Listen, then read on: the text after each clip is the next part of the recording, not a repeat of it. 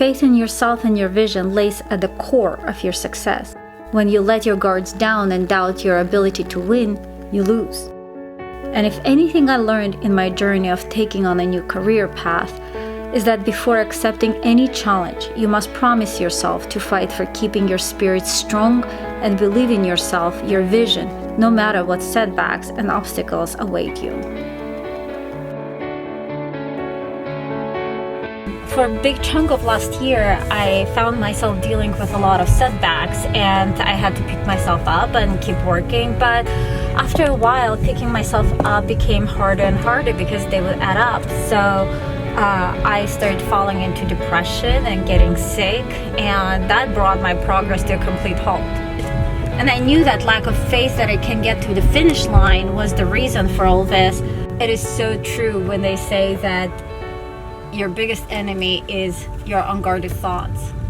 But what a horrible reason to fail. So I made a decision to stop patching things up in my mind, but go for a long-term solution and commit to building a truly strong mind from inside out, starting from physical core of my body.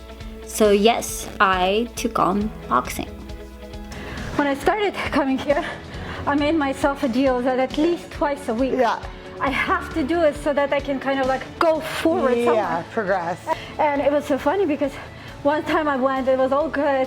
Yeah. Next time, third time, and I'm like, it's such a chore to just get up and go. When I first started, I played soccer growing up, and then I got really into running, and everyone's like, you like running that much? I was like, no, I hate running, but I love how I feel after I run.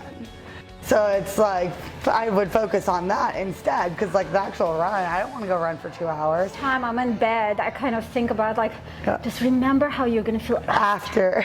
And one of the things that I started doing is, because sometimes it's, you know, it's a fine line. Do I need to listen to my body, or am I being lazy, you know? So my new rule was go to the gym, give it 10-15 minutes. If you want to leave after that, you can go. Yeah. It's your body. But every once in a while, I'm like, nope, I'm here. I tried. Not happening today. Then I leave. But I think that was my solution to try to more clearly define that line of like. All right, ready to put those gloves back on? I took a few months to ease myself into boxing. It is a tough sport, and to make sure I stick to it, I started slowly and alternated it with yoga and was rewarded with mental transformation. Boxing develops endurance and power. Between rounds, you do squats, push-ups, sit-ups, and planks. Boxing develops you focus. You always have that target your eyes to follow. Boxing is about you versus you, and the strong There's you a lot of thinking that goes into it, and it's such a release too. You know, you can kind of really get everything out on the bag, whatever you're going through, good or bad.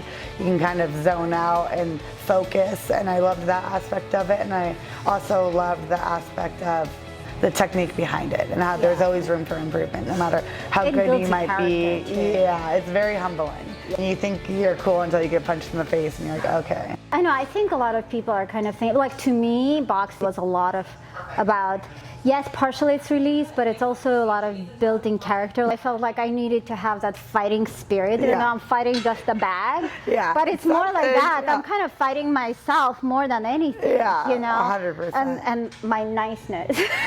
I need to toughen up because, you know, going through all these changes that I'm going through, I needed to be tough for the fight, you know? You know, you always were saying that exercise and it's all therapeutic. I think that when you're alone in your mind, you're forced to kind of think about things that you've put off, right? Especially with running. Boxing, not so much because you can focus on technique. But when you're zoned in, whether it's on a conscious or a subconscious level, I think that's when you see the parts of yourself that you've been hiding from. Because there's an element of vulnerability that comes with being out of breath, no matter what exercise it is, or completing something that you didn't think you could do or can do, right? Yeah. I think that element of vulnerability that comes with the nature of any sort of exercise really brings people face to face with some of the things that they didn't really want to look at. We see so many times people push everything down and down and down, and they don't deal with it. They project, they don't cope. You know, you kind of start, you're one-on-one with yourself, and you're kind of, you're in your thoughts.